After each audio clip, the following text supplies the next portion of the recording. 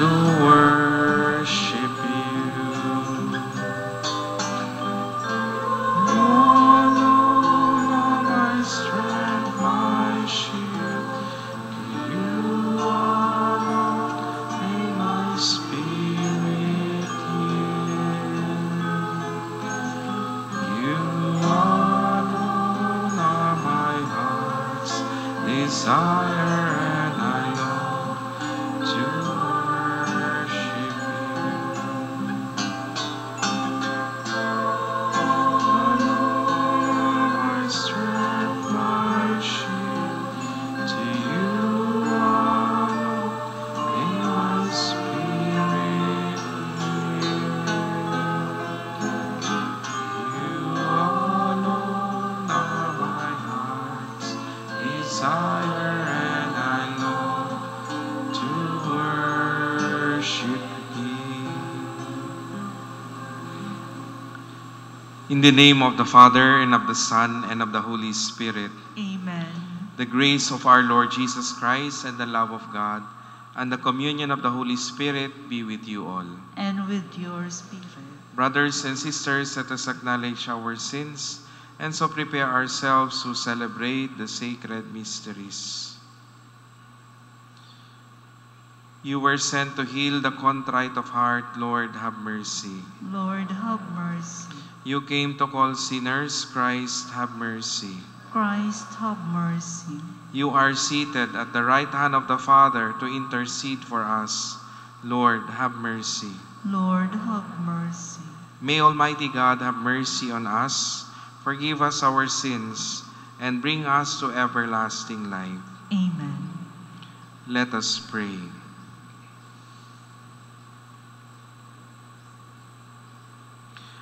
O God, who have made all those reborn in Christ a chosen race and a royal priesthood, grant us, we pray, the grace to will and to do what you command, that the people called to eternal life may be one in the faith of their hearts and the homage of their deeds.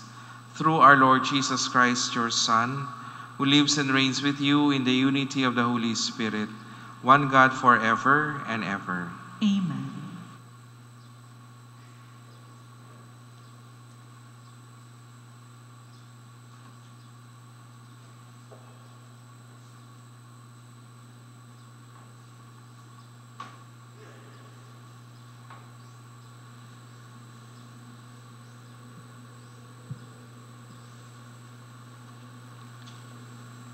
A reading from the book of the prophet Ezekiel.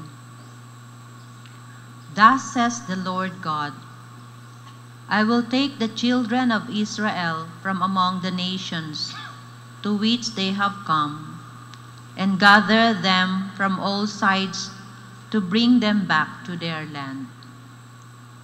I will make them one nation upon the land, in the mountains of Israel, and there shall be one prince for them all.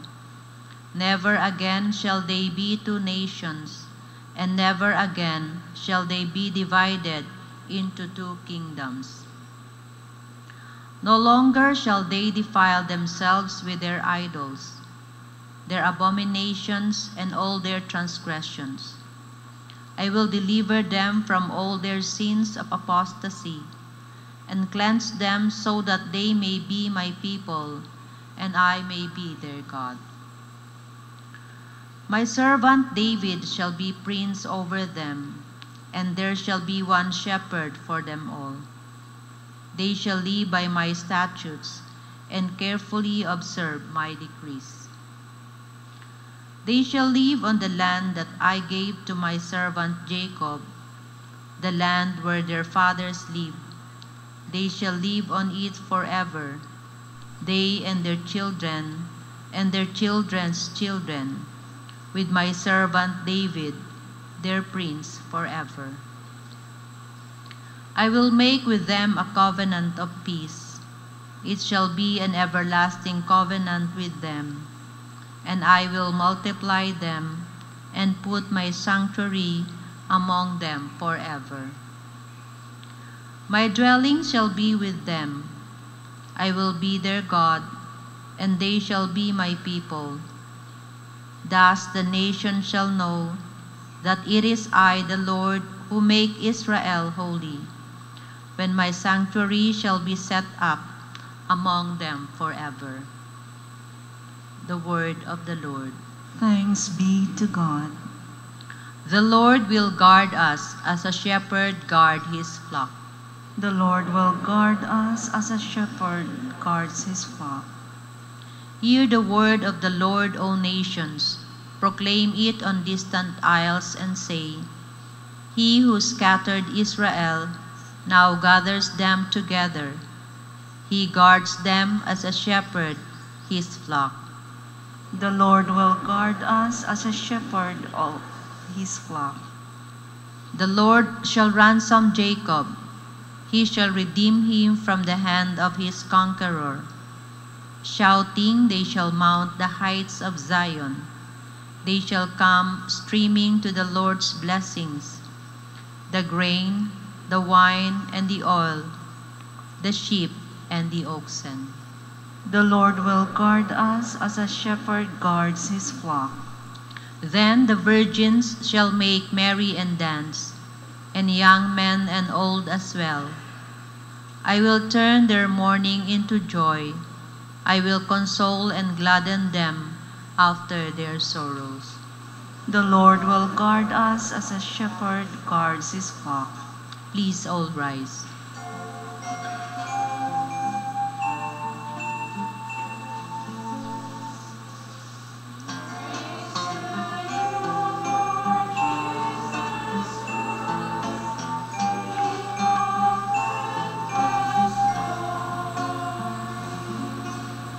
Cast away from you all the crimes you have committed, says the Lord, and make for yourselves a new heart and a new spirit.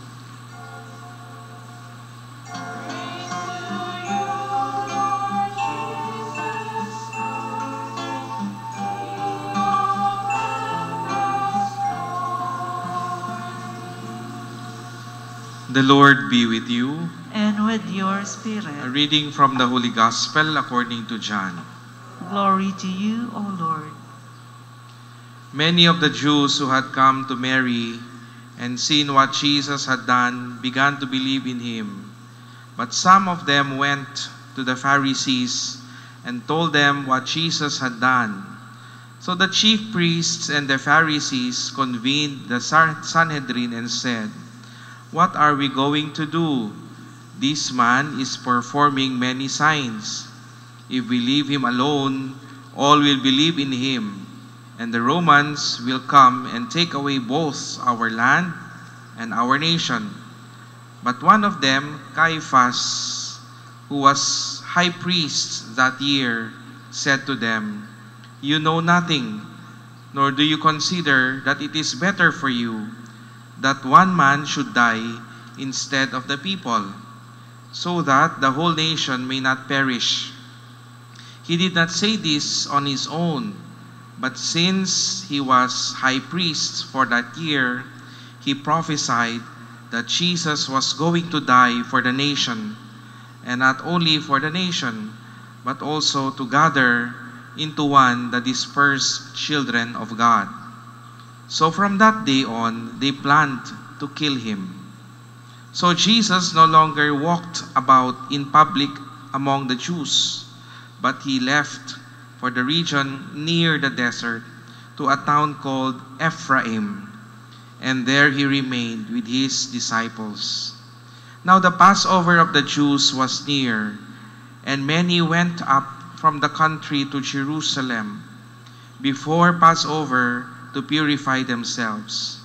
They looked for Jesus and said to one another, as they were in the temple area, "What do you think, that he will not come to the feast?" The Gospel of the Lord. Praise to you, Lord Jesus Christ. Brothers and sisters, as Holy Week unfolds, the tension and sin in the Gospel continue to mount. Today, some of the Jews excitedly approached the Pharisees and told them that Jesus had raised a man, Lazarus, from the dead. That is why they were so excited to witness Lazarus, who was actually rose from the dead. And instead of being amazed at this news, it brought more tension and conflict to the Pharisees. This news was actually the last straw for the Pharisees. They had enough evidence of Jesus, and they needed to do something about him, who was, according to them, creating chaos in their lives. The chief priests and the Pharisees called a meeting of the Sanhedrin. And these religious officials were highly concerned about Jesus and his growing influence on the people. Hindi na lang sila nahisa, nahadlok na gid sila. And they were angry, but also fearful. Jesus was a threat to their power, authority, and control. They also were worried that the Romans might come and take their land and be in control of the nation, instead of them being in control of the nation. And the Sanhedrin realized that they were losing some of their power with the people, and this could not go on. Maybe at the back of our minds, makapamangkot kita, why is it that these leaders, the Pharisees and the Sadducees, were so anxious, were so fearful of Jesus creating chaos and eventually war? They were not concerned for their nation. They were concerned with their business. Why? Because most of the Pharisees and the Sadducees were owners of big businesses during the time of Jesus. They were the ones who provide offerings for the temple. They owned the land, etc., etc. They owned big temples. And therefore, if there is chaos, if there is war, of course, lugi negosyo. Wala kwarta. Automatic. Kwarta. Money is the cause. That's why they are so afraid and fearful of Jesus. Suppose Jesus starts to gain many followers, especially in Jerusalem. And in that case, the Romans would take action and consider it a rebellion, and everyone would suffer. And this led Caiaphas to state the easiest solution. And what was the easiest solution? It is better for one man to die for the people than for the whole nation to be destroyed. It is better for Jesus to die than for our business to die. Plus, Caiaphas was concerned with ensuring that the Romans were kept on their side to maintain their position and status. See, I scratch your back, you scratch my back. I'll massage your back, protect me. Brothers and sisters, the story of Caiaphas, the Pharisees, and the Sadducees continues even in our time today. Some leaders, even church leaders, lead and aspire to lead our country that compromise honesty, integrity, dignity, and faith in exchange for power, money, position, influence, and personal interests. Why is it that Kibuloy is so protected? And most of our government officials are protecting him in spite of the many cases of abuse. Why? And you know the answer. Not because he is the Son of God, but because He has a lot to give. Let us examine ourselves.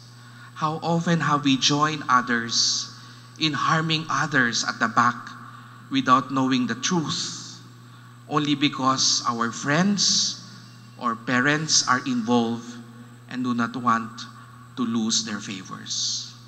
How many times have we decided to join forces against the good interests of people because we want to support our political party? How often have we planned to attack someone because we think their presence affects our popularity? Brothers and sisters, the Jews, the Pharisees, the Sadducees thought they were victorious in their plan of executing Jesus by getting the decision of Caiaphas. They thought, according to their human capacity, that was the best plan and decision in their human and limited understanding to kill Jesus, period. But God's plan and wisdom are far beyond their limited knowledge. Why? Because without their knowing it, their plan to kill Jesus has in fact gathered us all together in one. If Jesus had not suffered, died, and rose, we do not have the Holy Mass. We do not have the celebration of the sacraments. See? In their mind, they just want to kill Jesus. But the mind of God is different. The mystery and wisdom of God cannot be measured. Viktor Frankl, a Jewish writer, writes, and I quote, "God can write straight even in crooked lines. He can use people's hard-headedness. God can use weaknesses and sinfulness and brokenness to reveal His power. In God's wisdom, the humiliation of the cross manifested God's glory and victory over sin and death." According to the mind of the Sadducees and the Pharisees, patsyun si Jesus, and that is enough. Let us kill this man, and that is enough. But they didn't know that by killing this man, all of us will be saved. Tomorrow is Passion Sunday. We will once again enter into the Holy Week. May we experience God's mystery. May we experience God's power, wisdom, and compassion, despite our faults, failures, and stubbornness. Amen.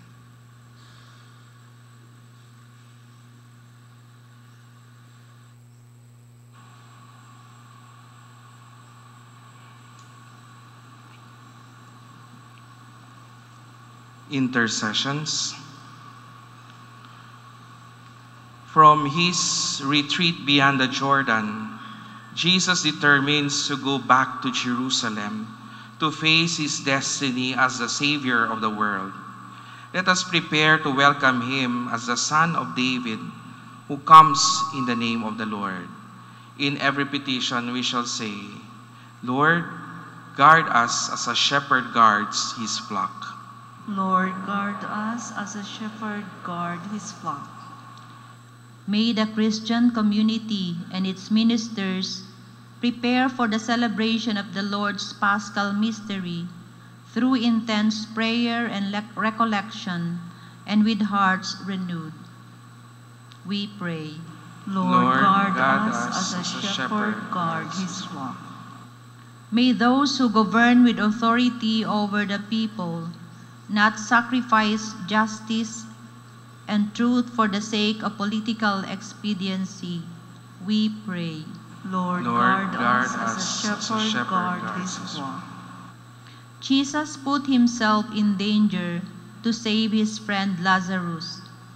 May those who face risks of contamination of diseases or persecution of enemies to attend to those in need find their strength and their reward from God, we pray. Lord, guard us as a shepherd guard his flock. May the sacrifice on Calvary gather the peoples from all sides and make them one nation under the fatherhood of God and worshiping the Father in spirit and truth, we pray. Lord, guard us as a shepherd guard his flock. May the Lord guard those who travel today, console those who mourn, comfort the dying, and grant eternal rest to the departed ones, we pray. Lord, guard us as a shepherd guard his flock. Lord, be attentive to those who incline their hearts before you. Hasten to help us, for you are our strength and our shield. We ask this through Christ our Lord. Amen.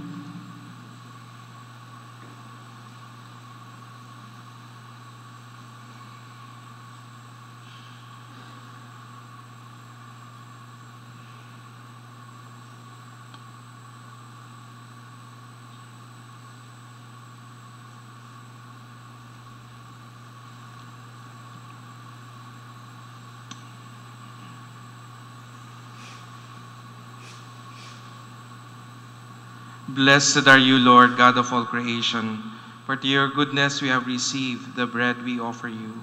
Fruit of the earth and work of human hands, it will become for us the bread of life. Blessed be God forever. By the mystery of this water and wine, may we come to share in the divinity of Christ, who humbled himself to share our humanity.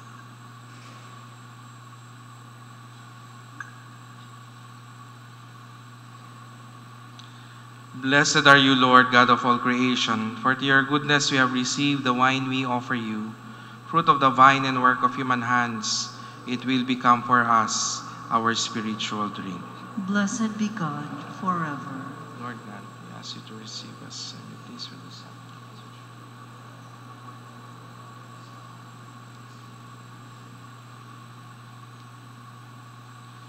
Pray, brothers and sisters, that my sacrifice and yours may be acceptable to God the Almighty Father. May the Lord accept the sacrifice at your hands for the praise and glory of his name, for our good and the good of all his holy church. May the gifts we offer from our fasting be acceptable to you, O Lord, we pray. As an expiation for our sins, may they make us worthy for your grace and lead us to what you promise for eternity, through Christ our Lord.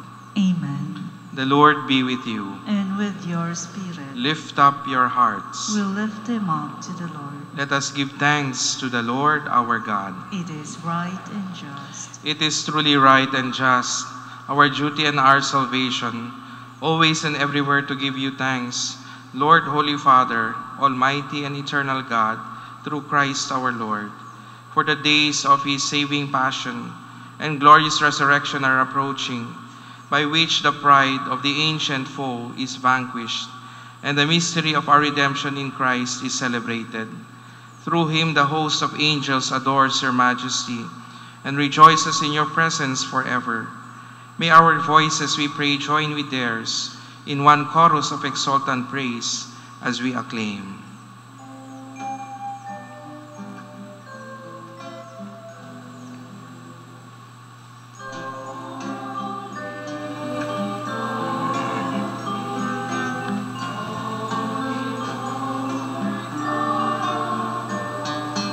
Heaven and earth are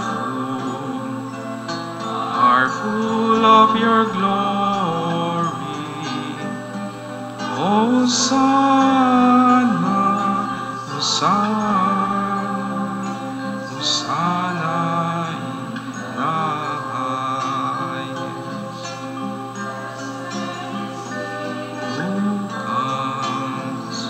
Who comes in the name of the Lord? Hosanna, Hosanna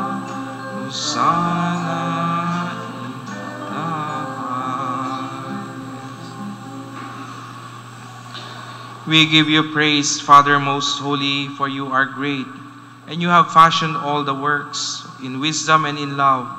You formed man in your own image and entrusted the whole world to his care, so that in serving you alone, the Creator, he might have dominion over all creatures. And when, through disobedience, he had lost your friendship, you did not abandon him to the domain of death. For you came in mercy to the aid of all, so that those who seek might find you. Time and again you offered them covenants, and through the prophets taught them to look forward to salvation. And so you love the world, Father most holy, that in the fullness of time you sent your only begotten Son to be our Savior, made incarnate of the Holy Spirit and born of the Virgin Mary. He shared our human nature in all things but sin. To the poor he proclaimed the good news of salvation, to prisoners freedom, and to the sorrowful heart of joy. To accomplish your plan, he gave himself up to death, and rising from the dead, he destroyed death and restored life. And that we might live no longer for ourselves, but for him who died and rose again for us. He sent the Holy Spirit from you, Father, as the first fruits for those who believe, so that bringing to perfection his work in the world, he might sanctify creation to the full.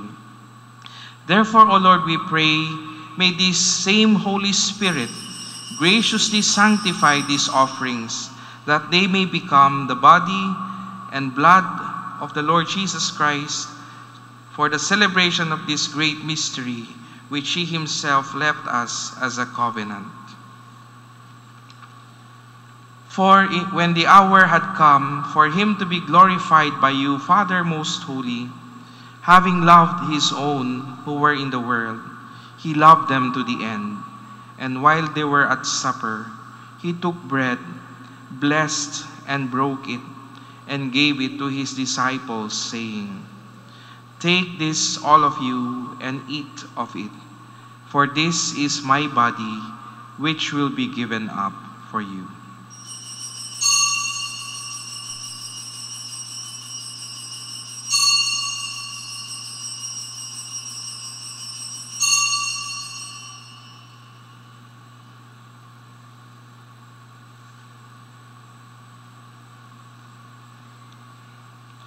In a similar way, taking the chalice filled with the fruit of the vine, he gave thanks and gave the chalice to his disciples, saying, "Take this, all of you, and drink from it, for this is the chalice of my blood, the blood of the new and eternal covenant, which will be poured out for you and for many, for the forgiveness of sins.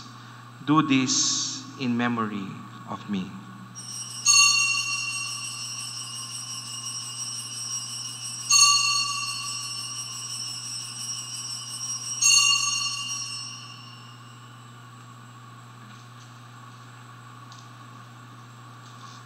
The mystery of faith.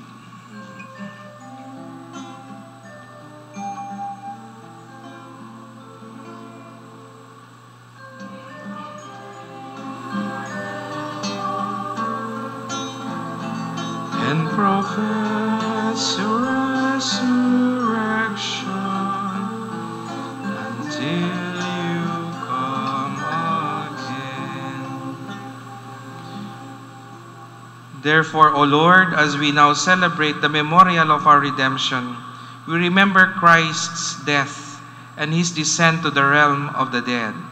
We proclaim his resurrection and his ascension to your right hand, and as we await his coming in glory, we offer you his body and blood, the sacrifice acceptable to you, which brings salvation to the whole world. Look, O Lord, upon the sacrifice which you yourself have provided for your church, and grant in your loving kindness to all who take part of this one bread and one chalice, that gathered into one body by the Holy Spirit, they may truly become a living sacrifice in Christ to the praise and glory of your name. Therefore, Lord, remember now all whom we offer this sacrifice, especially your servant Francis, our Pope, Patricio, our bishop, and the whole order of bishops, all the clergy, those who take part in this offering, those gathered here before you, your entire people, and all who seek you with a sincere heart. Remember also those who have died in peace in your Christ, and all the dead whose fate you alone have known. To us all your children, grant, O merciful Father, that we may enter into the heavenly inheritance with the Blessed Virgin Mary, Mother of God, with Saint Joseph, and there with your apostles and saints in your kingdom, there with the whole company of creation, freed from the corruption of sin and death. May we glorify you through Christ our Lord, through whom you bestow on the world all that is good.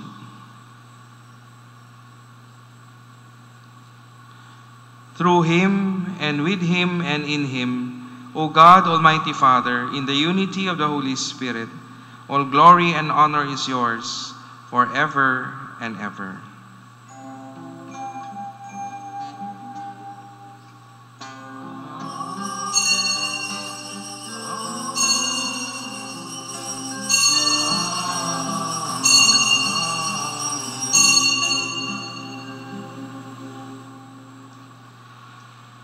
At the Savior's command and formed by divine teaching, we dare to say, Our Father, who art in heaven, hallowed be thy name. Thy kingdom come, thy will be done on earth as it is in heaven. Give us this day our daily bread, and forgive us our trespasses, as we forgive those who trespass against us. And lead us not into temptation, but deliver us from evil. Deliver us, Lord, we pray, from every evil. Graciously grant peace in our days, that by the help of your mercy we may be always free from sin and safe from all distress, as we await the blessed hope and the coming of our Savior, Jesus Christ. For the kingdom, the power, and the glory are yours, now and forever. Lord Jesus Christ, who said to your apostles, Peace I leave you, my peace I give you, look not on our sins, but on the faith of your church, and graciously grant her peace and unity in accordance with your will, who live and reign forever and ever. Amen. The peace of the Lord be with you always. And with your spirit. Let us offer each other the sign of peace. Peace be with you.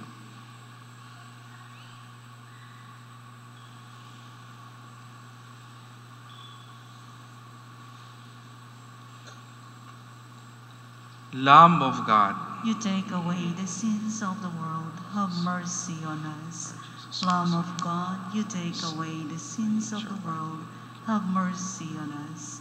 Lamb of God, you take away the sins of the world, grant us peace.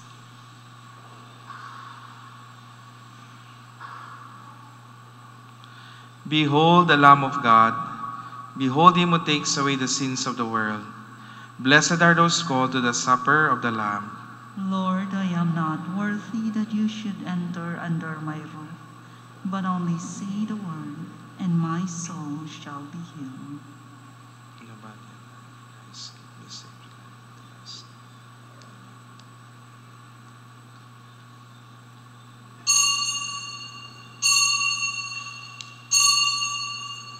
The body of Christ. Amen.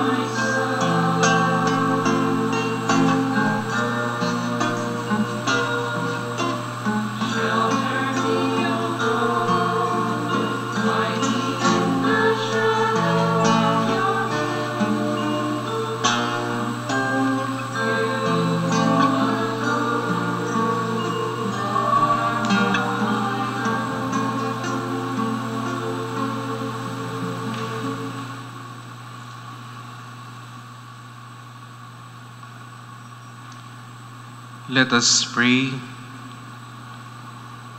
We entreat your majesty most humbly, O Lord, that as you feed us with the nourishment which comes from your most holy body and blood of your Son, so you may make us sharers in his divine nature, who lives and reigns forever and ever. Amen. Let us now honor Our Lady as we sing the Salve Regina.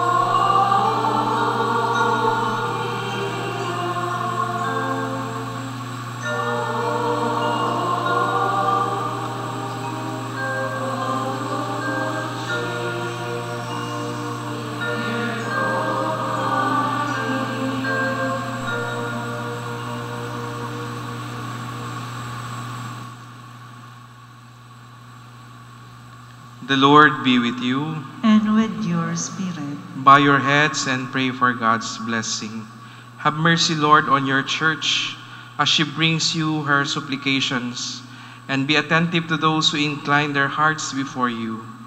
Do not allow, we pray, those you have redeemed by the death of your only begotten Son to be harmed by their sins or weighed down by their trials, through Christ our Lord. Amen. And may Almighty God bless you, the Father, and the Son, and the Holy Spirit. Amen. Our celebration has been offered. Go and glorify the Lord by your lives. Thanks be to God.